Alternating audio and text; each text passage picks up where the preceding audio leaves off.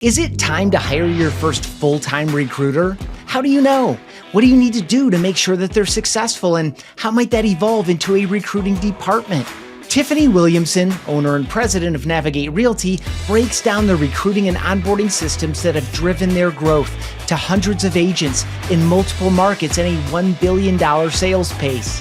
Why it took 3 tries to find her recruiter, and what the first 90 days should look like for yours. Why stories of agent transformation are just as important as your agent avatars and value prop. How their 2-week onboarding offered every 2 weeks has evolved over time. Why the real estate industry is moving more toward bigger teams and bigger brokerages. Get insights into all that and more with Tiffany Williamson right now on Real Estate Team OS. No matter where your business is today or where you want to take it, you'll get there faster and more profitably with an operating system. Welcome to Team OS, your guide to starting, growing, and optimizing a real estate team. Here's your host, Ethan Butte. Tiffany, Navigate's obviously got hundreds of agents in multiple markets, and that does not happen without great people and process. So I'm excited to learn a little bit more about the who, what, when, why, how behind it all. Welcome to Real Estate Team OS. Thank you so much. Yeah, I'm super pumped to be here and share our story. It's been a wild ride. We've learned a lot along the way, but yeah, I wouldn't change a thing. Cool. No, you can't. I mean, that's the energy and spirit that you just came out with there is a reflection of what's necessary, I feel like, to achieve what you all have. We're going to start where we always do, Tiffany, which is a must-have characteristic of a high-performing team. What comes to mind for you? Consistency is the first thing that comes to mind. Without consistency, you don't have anything because things are going to get hard. Not everything's going to work out the way that you want it to work out, but you've got to figure out, a way to work it out, whether it be, if you can't go through the front door, you got to find the window.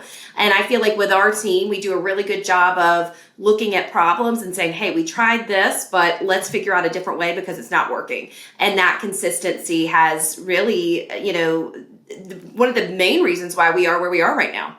I hear persistence in there too a little bit, some determination.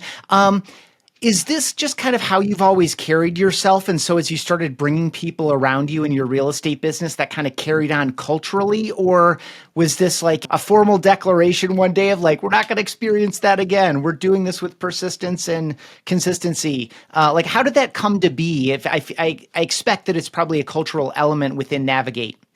It is, yeah. And, from an early age, my mom would always say, when Tiffany makes her mind up, watch out. And now the things that I don't care about, I'm not like that at all. But if I truly care about something and I have a goal, I'm going to do whatever it takes to make that happen. And so I think a lot of times when you, meet business owners or entrepreneurs, it's already done, right? I don't know if that makes sense, but like you see a goal, you can visualize it in your mind, and I've already made it happen. It's just figuring out a way to like get to that point. And so I've always been like that with things that I actually care about. And then fast forward to business, I learned at an early age that I want to be the best salesperson I can be. And I know that is a taboo word, being a salesperson, but I look at it as an advantage for my clients. I look at it as I can build relationships. We create an amazing culture within Navigate. And all of that matters. People matter. If you can make people feel important and you can, figure out what is important to them, whether it be, financial, whether it be freedom, whatever the case may be, that's when we can really, make change and build a successful culture together. But yeah, I'd say for me, that the sales piece has just always been something that I've been really passionate about, and I use that in a positive way. Awesome. If anyone feels like sales is a dirty word, I would point you to Dan Pink's To Sell is Human. It will open your mind to kind of what sales is and why essentially all of us are in sales all the time. We're selling everything. That's right. Yeah. Yeah. What was going on in your business, Tiffany, when like team or brokerage occurred to you? What was the state of affairs? Like what was going on where you're like, this can be something more, or this should be something more, or I need people around me? Like what was going on for you in your business when that started to open up as a possibility, or even become, as you said earlier, a clear goal of yours? Yeah, great question. I didn't set out to do this. I was the CEO of a larger real estate firm in Raleigh, and I did that for several years. And I was very, very close to buying that company. And I was super excited about it. I mean, the culture was great, but it just wasn't the best fit. And I think I knew that deep down, but despite that voice in my head that was like, no, don't do this, I wanted to, because I love the culture, I love the people so much. So at the very last minute, I decided, nope, I can't do this. This voice is getting louder and louder and louder.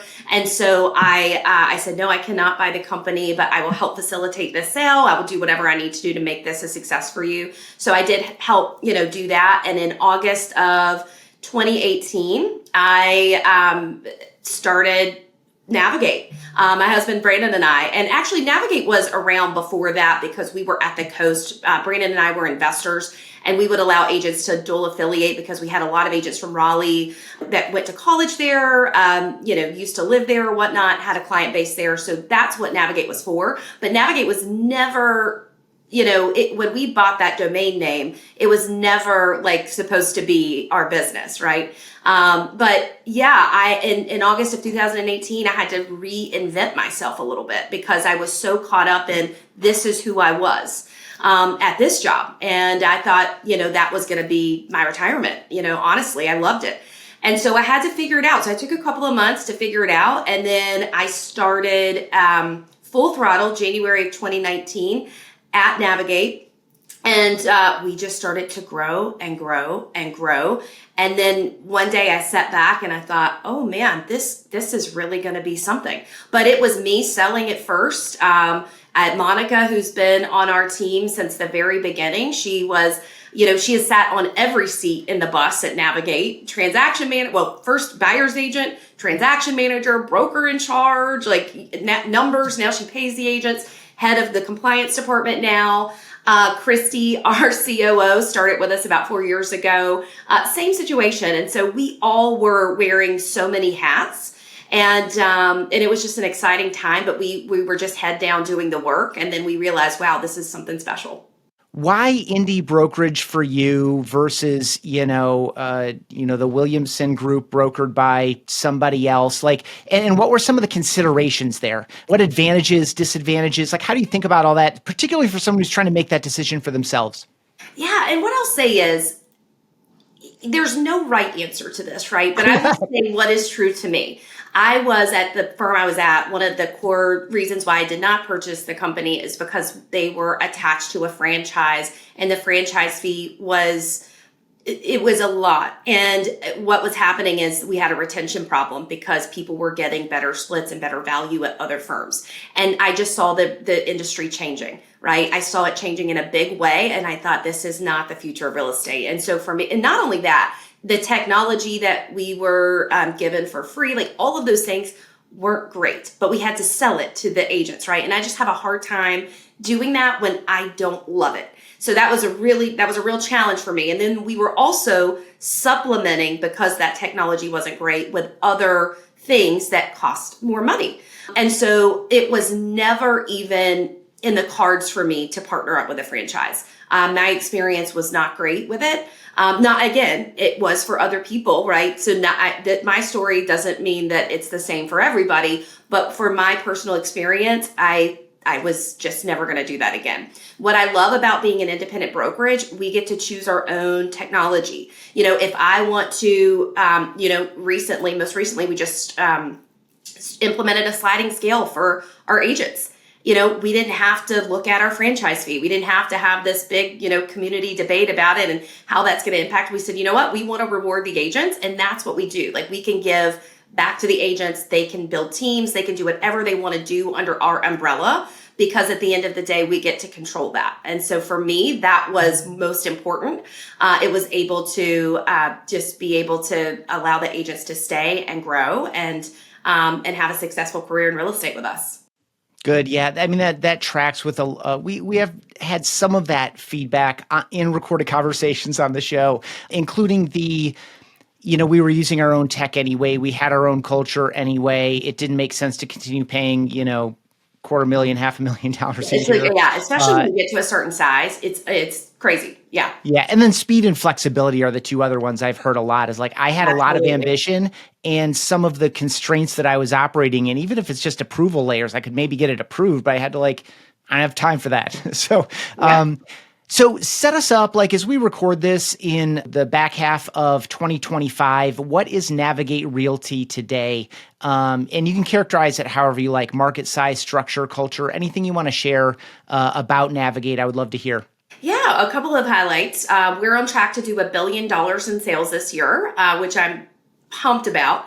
That was a goal that we threw out last year. And I remember I mentioned it in a meeting and everybody was like, huh? Like, no way. But it was something we just kept at the forefront. We talked about it all the time. We set goals around it. And by golly, we're doing it this year. It's incredible what happens when you put that out into the universe. Beyond that, I would say our retention rate as a company is one of the highest in our area. Another thing we use a platform called Corded, and it shows like, number one as far as like who's recruiting and retaining the most agents. We're number one in our area, which is incredible. Not only are we recruiting at a high level, but we're able to retain the agents because our culture really does cater to wanting them to be successful. And our leadership team, our entire job is making sure we create that environment for them. We provide the best tools, the best resources, the best lead gen platform, so our agents are successful and they can make this whatever they want it to be. And I'll say one of the reasons that I did end up going full throttle with Navigate when I had time to sit back and think, man, what is important to me? I remember when I was in real estate school and the teacher said, look around this room. Over 85% of you will not be in real estate next year. And I don't care how smart you are, that test was hard, especially in North Carolina. I don't know where, everybody's from, but in North Carolina, that test is hard. And I remember thinking, gosh, everybody in here is so excited. There's over 70, I think there were 77 people in the class. Over 85% will not make this a career. And in fact, over 85% will not make it past their first year. So with that stat, I knew at the time I wanted to be a part of that solution. I just didn't know what I could do. But then when I was an agent and I started in training, I realized really quickly, it doesn't matter if your brokerage has a great training. That's awesome. But if you don't have momentum and you don't have a good leads platform, and I'm not saying this for everybody, I'm saying this for most people, because that stat is a real stat. There are some people that come out of real estate school and they don't need any of that. But for most people, most brand new agents, they need that momentum to get going. And most people can't go 6 months to 12 months without a paycheck. So what we were realizing with Navigate, our agents are going under contract in 30 days or less. 2 weeks of that is training. So we are a part of that solution in such a big way now. But it's interesting to look back and think how I felt in that moment, knowing I wanted to be a part of that solution in some way and not know. And then here we are today doing it in a really big way. Awesome. You have opened up so many doors that I could knock on and go into with a how this, how that. So I guess where I'll start, I wanted to go to retention, but I guess we'll start kind of like in a logical order. Let's talk a little bit about recruiting. I remember in a previous conversation of yours, I take a lot of notes when I talk to people. And it was like, don't be afraid to hire key people. You've already mentioned some of those key people. That also echoes Camilo Rivera from a couple of episodes back. Like you may not know how exactly you're going to pay for somebody, especially if you're early stage. But when you find the right who, you figure out how to make it happen. Yeah. And one of those people for you was a recruiter. So I'll open this up. You can kind of go wherever you want with kind of how this came to be. But I would love for you to start with what are some signs where it makes sense to go with a full-time recruiter, and then anything else you want to share on that role and how to task it and maybe how to hand off some of what you might have been doing in that zone. There's a lot there. So go wherever you like. Yeah. Well, what I want to say first is a lot of people, and myself included, get this wrong the first hire, maybe even the second hire. And I think that's really important because I've heard a lot of people, I go to a lot of masterminds across the country and I've heard a lot of business leaders say, well, I've tried that. It didn't work. Wait, I did too. I tried it a couple of times and it didn't work. And I think the goal is figuring out each time you hire somebody, give them 90 days with very clear goals and objectives and have them immersed in the culture. and be able to sell the culture and the just the whole value of the company. I think that's so important. You can't put someone in a job and just expect them to figure it out. They have to deeply understand why it's important for agents to join, and they have to have buy-in. Now, I did not do that in the very beginning. I was like, all right, let's go. Like you've got this recruiting background, meet with these agents. But I learned over time, okay, there's a disconnect here. And what I want to say, just going back to 90 days, let them go. Don't hang on to someone hoping habits will change. They're not going to change. I always say, and I know this is something that a lot of people say out there, but it really is true. You need to hire slow and fire fast. I learned that the hard way. I wanted to make it work with people. I would see things in people, but they've got to show up and prove that they're up for the task, right? And so it's okay if you hire someone and it doesn't work out. That doesn't mean stop doing that. It goes back to consistency of whatever it is you're doing. Just keep doing it, try different ways, and be open to feedback. And so Jacqueline was the third person I think we hired after, going through a few different recruiters. And, she and I had been friends for a while. I didn't even think about her, honestly. And we went out to dinner one night and she had said, hey, I'd like to get into recruiting. She has been a top producer for a while. And she said, I'd like to get into recruiting. And I'm like, wait, what? Now, at the time, I was not looking, but I knew her and I knew her personality. And we figured it out. I was like, we're going to create a space for you. And I remember texting my COO, Christy, the night I hired her we were sitting at a bar drinking, actually. We were having dinner, catching up. She and I had been friends for a while. We were sitting at J. Alexander's at the bar and having dinner and had a glass of wine. And I texted Christy when I left there and I said, hey, I just hired somebody. And she's like, wait, what? And I just knew immediately. Now, usually I don't do that, but I knew that Jacqueline would get, everybody would just love her. And then she started and we just hit the ground running. But I had made so many mistakes early on that I knew when she started, okay, this is where we need to focus her. And she just did it. She's been a huge key piece to our growth. Now we have an entire team in the recruiting department that reports to Jacqueline. We've got 2 full-time recruiters under her. They do a lot of the setting of appointments now. And yeah, so once you find that person, you really do get the momentum, but it's not always going to come easy. Same thing with ISAs. Oh my, you just opened another door for me. Yeah. Okay. So what I heard in the beginning of that was, or actually an element that I really identified with, or a thought that occurred to me, was that it really is about shared belief. Someone does need to understand what recruiting job is a sales job, and they need to understand and be excited about and buy into and reflect what they're selling. And maybe 100%. In a couple of your, earlier attempts, it wasn't there. In this case, you knew her well enough, and it was something that she was interested in doing. And then, of course, you ended on a recruiting department where a lot of people are like, whoa. I still need to figure out if and when I need a full-time recruiter. So what is the gap between, I'm bringing agents on myself, and I have a full-time recruiter / I have a recruiting department? Is it number of agents you want to hire? When do you know that the time is right to even delegate that and hire that out? I think you've got to truly know what your value proposition is so you can sell to it. What is the value that you're providing, and what is your agent demographic, right? Or what is your agent avatar? Who would join you? Is it teams? Is it new agents? At Navigate, we do have a mix of brand new agents all the way to $20+ million producers.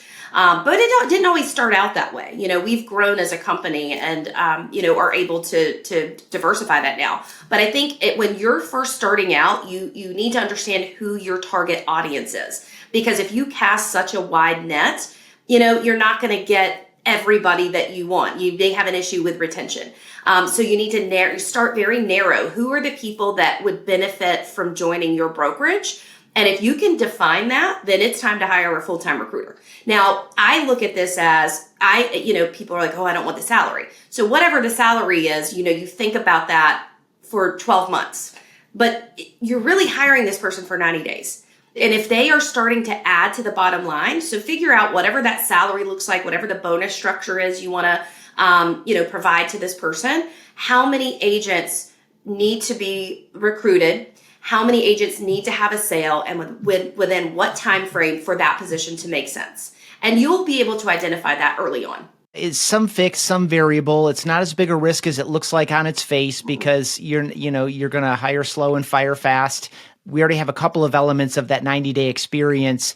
Did Jacqueline come from outside the organization? Yes. Yes, she did. Okay. So how, like in that beginning, whether it's specific to her, whether it's what you would recommend to someone else who's going in this direction, what does cultural immersion look like? How do you get someone steeped in kind of the culture, the process, so that they can get their own clear vision of what it is that they're representing and selling, so that they can effectively recruit into that organization? Like, is it just hanging out at team meetings? Is it going through agent training? What are some steps that you would recommend to someone for that person in their first 90 days to really get a good handle on and get a good immersion into what they're representing? Yeah, that's a great question. I think it's connecting with the leadership team. I think it's tapping specific agents that have been on your team for a while to go to lunch with this person that you're hiring and talk about why it is they're there and what they love about it. Also, they could share, what they'd like to see. It's tapping people on the shoulder to share their experiences. It's having this person sit in a team meeting, having them sit in a coaching appointment, regardless if they're going to be coaching agents or not, but really immersing them in what it is we're doing and why we're doing it and why it's important, and talking about the transformation. I would say, for example, with a couple of our agents now, I know when Jacqueline first started, I said, hey, this agent did not have any resources, like car getting repossessed, like all of these things happening in their life. This lead program gave them the financial stability to now work it full time, have a healthy SOI, all of the things. And then I want you to go out to lunch with them and hear their story. You have to tell these stories often, and they have to understand what the value proposition is. And then once they have stories, they'll start to create stories with the people they hire. And then you get more momentum there. But at first, it's us telling these stories. And truly, and I think we talked about this the last time we were together. A lot of people talk about culture, but a lot of people don't really know what it is, right? Or they may talk about it and then not implement it, or that's not something that's really at the top of their radar, within their leadership meetings and their agents and this and that. We do believe in culture. And I'd say that is one of the biggest reasons why we have that retention rate. Like, our leadership team is never going to gossip. We don't put up with any of that. Like, we want everybody to feel like they belong. And we want everybody to achieve their goals, regardless if that's 10 transactions a year or 100. We want to be able to make that happen for them and be able to provide value for them to do that on their own. And I'd say for hiring anybody, it doesn't matter who we hire. That same thing applies as far as you're going to sit with every single person. You're going to know some of these stories, so then you can share that with agents that you're meeting with, and then eventually you will have your own stories. Yeah, the note I think I took around culture from our last conversation was people join people. People don't join value props. Like, the value prop matters. You need to understand it, but that's not like the way that I hear that when I talk to smart, accomplished folks like you is that the value prop from a nuts and bolts perspective is a checkbox. You got to fit some of these criteria. It has to make sense to them. But ultimately, that's not like, it is, even for a kind of a hardcore, logical, rational person, there's still an emotional decision there. And it's, do I fit here? Do I belong here? And now I'm going to tie it into a couple of key words that I want to emphasize from your last share there, which is transformation and story. And both of those at some level are the same thing. I mean, the story is kind of the structure for the transformation. It's the details, it's the color, it's the twists, etc. But that's essentially what we're selling. We're selling to someone a story of their own transformation, and we need to see it. So when we have our value prop, we have our avatar, we know the type or types of people we want to be in conversation with, we have what I call proof of efficacy, like, we serve this kind of agent and we take them from here to there, and here are 3 examples of it. And those stories of transformation are those 3 examples, or that's that proof of efficacy that we can do that with you too. I love the idea of bringing your recruiter into stories, examples, et cetera. And then, as you mentioned, they'll develop their own, and they can pick up and tell those in perhaps an even more kind of convincing way, because it's not a story I've heard and I'm retelling. It's a story I've lived and helped bring to life myself. I'm a character in that story. And just really quick, just to kind of dig into that a little bit more, I think it's super important too for the person that's going to be meeting with all of these agents to really understand what is important to them. We don't do all the talking. We ask a question, open it up, and we listen to what is important to that person. And 9.5 times out of 10, it's training, support, culture, something along the lines of that. It's super important to them. But I think that is just important to highlight, is listening and truly understanding if this person could be successful here. We do not hire everybody. That is one thing I will say. We do not, because not everybody is a good fit, and we're not willing to compromise, our agents if someone's like a record scratch. So we do not hire everyone. However, we hear where they want to go, and if they would be a good fit, we make sure we communicate that. Yeah, and I would also assume too, to the degree that, I assume Jacqueline knows the market really well. You might refer a bad fit to somebody else where they would be a good fit. Often. Yep. Absolutely. Yeah. You don't need to go deep into the details, but you can go at whatever depth you prefer. What are the steps from we're going to have an initial conversation to this agent is now, formally part of the team, part of the brokerage, and starting our onboarding program? First and foremost, the appointments likely get scheduled by our 2 supporting positions that support our recruiter. They get scheduled. Jacqueline will then meet with them, chat with them, see if it's a good fit, and then it's ultimately up to her to decide if they're eligible for the onboarding.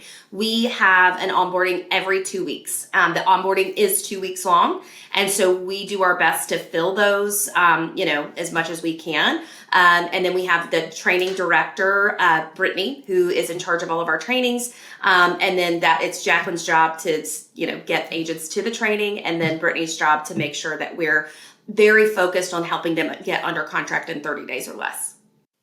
Okay. And what pace of hiring were we at when we ended up with a department? Because someone's listening, they're like, okay, because you said fill it up as much as we can. Are we talking about, you can support this structure with 3 agents, or is it 12 agents every 2 weeks? Or is it what kind of pace of hiring at any given time suggested that this was a necessary and appropriate structure to manage what you all were producing?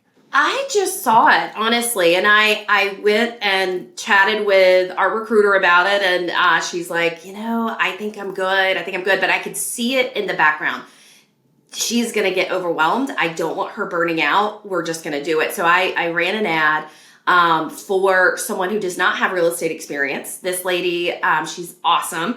All she did in her past was recruiting, talent acquisition. And so when I met with her, I was like, oh my gosh, she's fantastic. And what we really needed is somebody to source and call out of our corded system or whatever it could be, and be able to understand our culture, understand our value proposition, and someone that's okay with hearing no's. Because that's such a high burnout job, right? When you're calling all day, but she loves it. And I think that's important. We had tried other, I kept it very real estate specific at first, and it just never worked out. And so when we branched out and we hired someone who did not have experience in real estate, had experience in recruiting, talent acquisition, that's what she had done forever. She's used to that. And so she has even brought more creative ways that we didn't even think about to be able to stack the deck for our main recruiter. And so, but by the way, we call our recruiter chief of people, because that's really is what she is. But just using this for, so everybody can understand. But yeah, it worked out beautifully. And then, the other person that's in this role, he had started out with us, a year and a half ago now, and same background. Now, although he is licensed, He had never sold real estate. He had only been an ISA, only been a recruiter that called people. And so he was used to that. So I think that's more important than having a real estate license when you're looking for these individuals. Now, when you hire your chief of people or director of growth or whatever you want to call them, I think it is important to have some real estate. I don't think it's necessary, right? You can have this person that doesn't have experience, but I think it's helpful because they can relate to some of the agents that they're interviewing. But the other people that are booking appointments for this person, it's not necessary to have your real estate license. In fact, I've never hired someone beyond, the one person that didn't have any experience. He just had a license that had been successful in that role. So I think because if they were successful in that role, right, think about it, they would be a successful agent because that's what you have to do. You have to follow up all day, right? Or a couple of hours a day, follow up is key. And if you've got an agent doing that, why wouldn't they do that for themselves? And so I found that, going outside of real estate has been key. That type of person who has some experience in talent acquisition or recruiting, but not necessarily any real estate experience, is out there. They're out there right now. And I'll just give you one reference point for it. I've been in the software business for a dozen years-ish. And there was a period when interest rates were almost nothing, when money was cheap. There was a ton of money flowing into software businesses, and they were hiring like crazy. The beginning of the pandemic set that off, and that went super crazy. Like there's just so much movement. And so there were a lot of people in these roles of hiring and moving people in and getting them onboarded and all these types of things. But obviously when interest rates functionally like tripled a couple few years back, that dramatically changed that business. And you're just not hiring as much, if at all, in a lot of businesses. And so there were a ton of these folks just in my little corner of the universe, software, which I assume there are a ton of those people in, the Raleigh-Durham area as well. But they're all over the country. So I just say this, whether it's out of that situation or another one, those people are available. And I also get the parallel you mentioned to the ISA. Now I'm seeing it very much like, as the ISA is to the real estate agent, qualification, appointment setting, et cetera. So too is maybe this role in front of, the head of people. New question. Does retention fall under the head of people as well, or the chief people? What did you call the chief people officer? Yes. There you go. It does. Okay. It absolutely does. And she will, in leadership meetings, check that. When we talk about a certain thing and maybe one leader will mention, hey, I think we should try this. It's her job to be like, how's that going to feel? Right. And that's something that we talk about all the time. And so, yes, very much that is her job, retention. She's very focused on, yes, recruiting, but also the retention piece.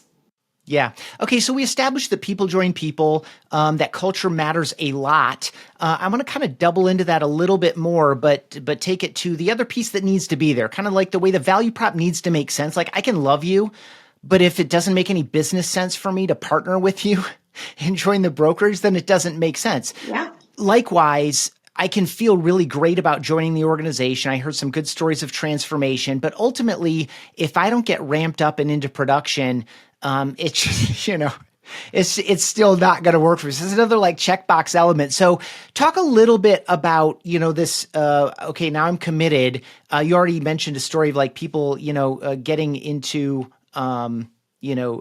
contracts like right away because people can't afford to wait 6 to 12 months. What are a few key pieces that you've put into place, and or what are a couple hard-learned lessons over the years of bringing people into the brokerage that now you have this kind of systematic, proven process that works most of the time with most people if they do most of the stuff according to the formula?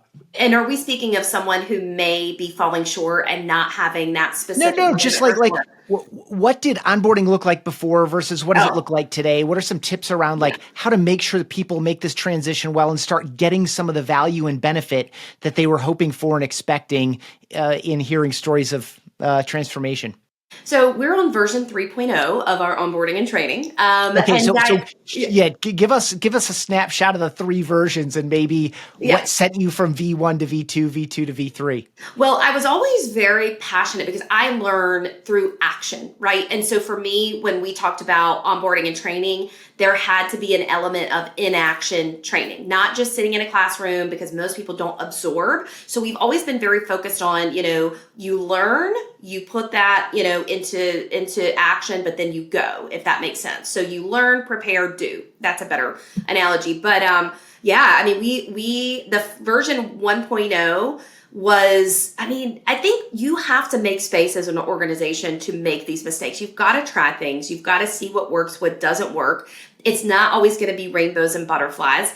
And now we have such a dialed in training, very systematic, but we didn't start out that way. Things were loosey-goosey. I remember sitting in a meeting, I'm like, why are we talking about buyers on the first day and then, this on the last day? It just doesn't make sense. And so things felt really messy. And as a team, we sat around a table and it was a lot. Everybody left feeling overwhelmed and like, wow, this is a lot. Like, how are we going to reinvent this? But that's what it takes to be able to make these changes. That's what it takes. It's always going to feel like mess when you're trying to innovate a program or, the onboarding, the training, whatever you may be innovating at that time.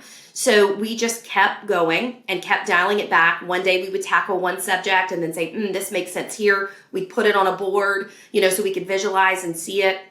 Kept moving things around. And then finally we were like, version 2.0, this is it. And then version 2.0, we ran a few classes. We came back and we were like, all right, this worked. This didn't work. Let's figure out a way to move these pieces around.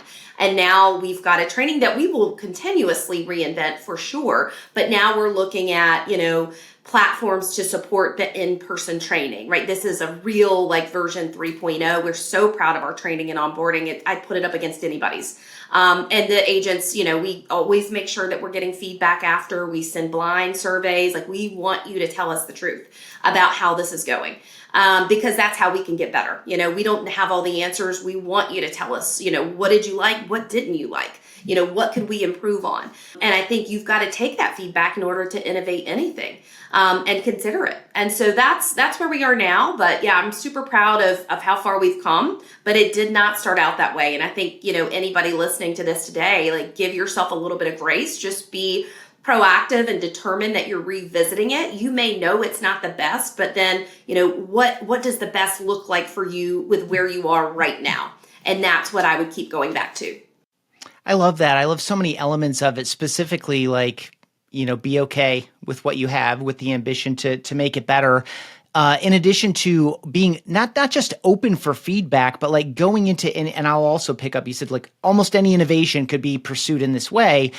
You go into it, you set some goals, and maybe those are generally quantitative. You got to be able to measure some aspect of it. We want to see agents doing this on average over the next 6 months rolling or something, blended with that verbatim feedback or that qualitative feedback from the people experiencing it directly. And you take all of that and just keep moving forward. I really appreciate a V3 of anything, because it's so easy to bring something to life and let V1 sit on the shelf because now my attention is over here and I'm distracted and I got to fix this thing. I got to fix that. There are always things that need to be fixed. And so some dedication to getting to V2 once V1 is live is a thing. I want to go high level for a couple of minutes as we wind down.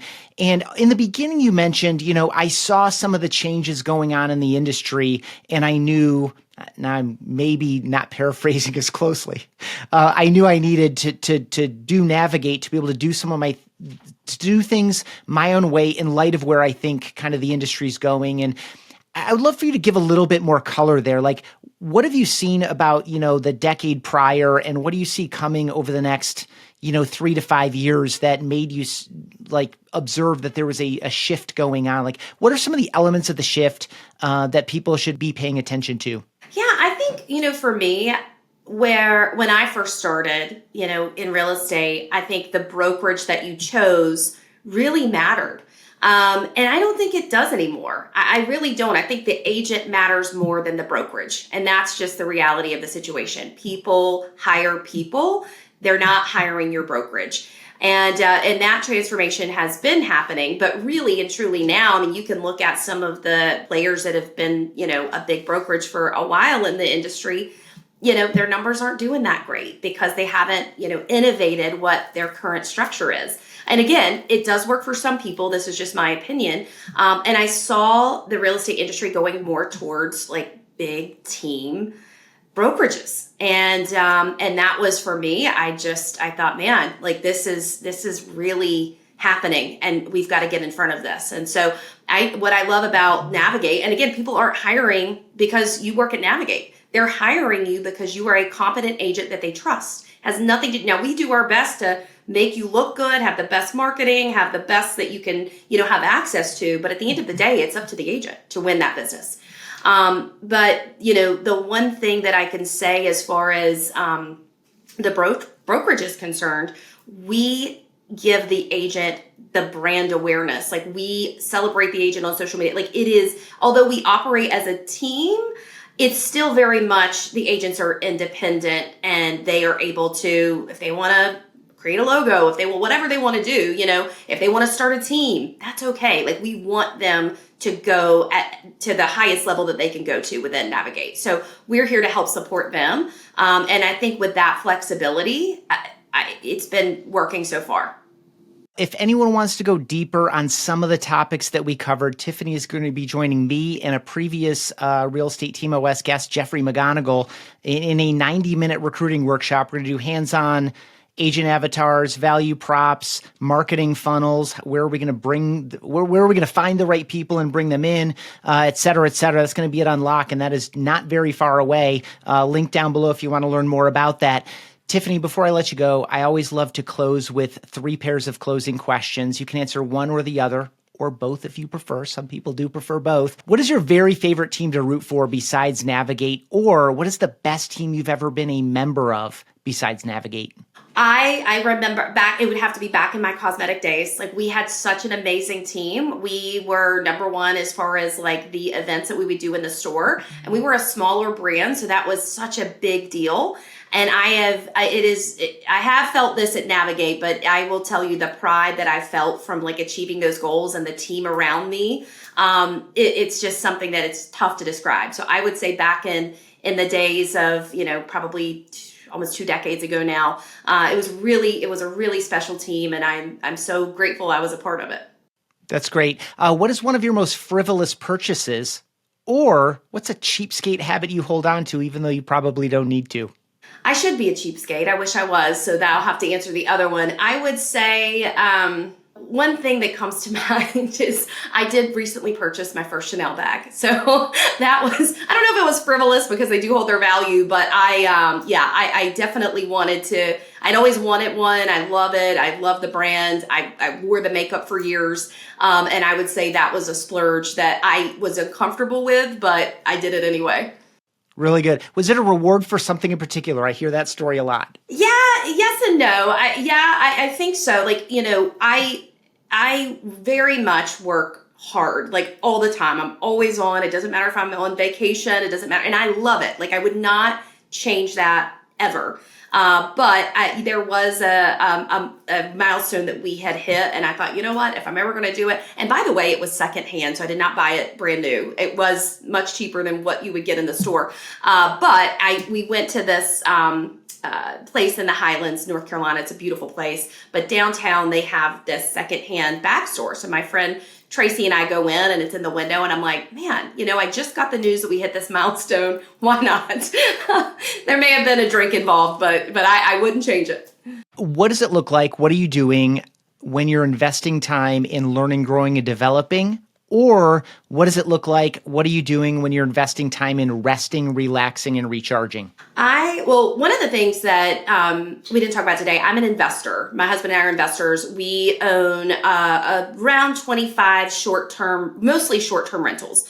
And so when I am relaxing and recharging, I am learning about design, how to figure out the latest algorithms, whatever we can do to make sure that our short-term rentals are operating at like 80% plus capacity. That's our goal. That is what we do in our spare time. My husband, he runs that division full time, as well as our rentals department. But I would say my spare time goes to figuring out like how we can maximize whatever we're doing and just make it better. And then if I really do want to disconnect, I'd love a good spa experience. So any spa wellness retreat. Most recently, I went to this place called Canyon Ranch in Tucson. I would highly recommend it. It was incredible, life-changing, and just focusing on, health and wellness and recharging so I can be the best version for my team. Awesome. If someone has gotten to this point, they probably have enjoyed the time together, and they may want to connect with you online. If they might want to learn more about Navigate Realty, where would you send people to follow up on this conversation? Yeah, go to Instagram. If you look at Tiffany_Williamson_, you'll find me on there. Please feel free to DM me. You can also reach out to me via email. If you Google my name, Tiffany Williamson, my number will come up, I'm sure, like all the things. So I am not the best at checking my voicemails because I get a ton of just calls that are not meant for me. But please do feel free to text me. But I think the best place would be Instagram. Awesome. That is linked up right down below in the description. By the way, spam likely is my most common caller. I also always don't listen to any of those voicemails. Yeah. I appreciate you so much. I look forward to meeting in person, and I appreciate this time together today. Thank you so much, Ethan. I appreciate it. Thanks for checking out this episode of Team OS. Get quick insights all the time by checking out Real Estate Team OS on Instagram and on TikTok.